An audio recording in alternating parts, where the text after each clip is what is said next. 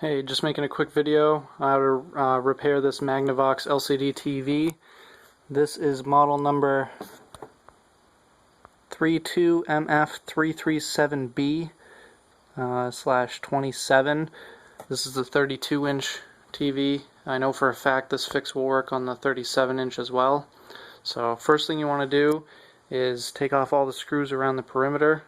There's 3 along this side. There's 3 along this side. There's 3 along the bottom. That's 9. And then don't forget this one right here on this input board. So a total of 10 screws. And the cover should come right off. Once you've got the cover off, this is the board you're looking for right here. This is the power board. It's the same board that the AC plug plugs into.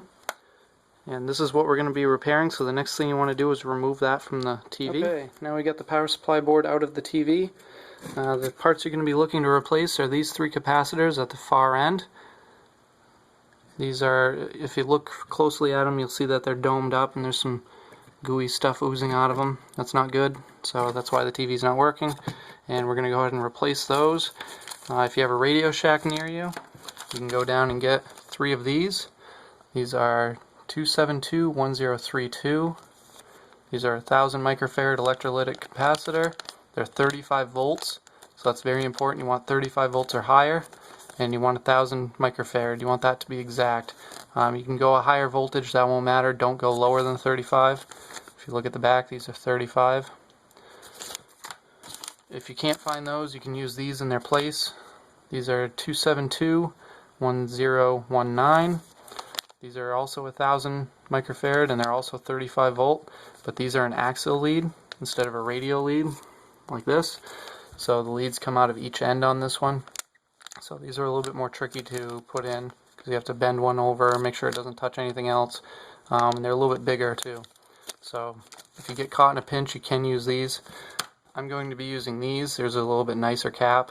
These are a little bit higher voltage rating, which is fine, but they're still 1000 microfarad, and they're just a little bit better quality than the Radio Shack ones.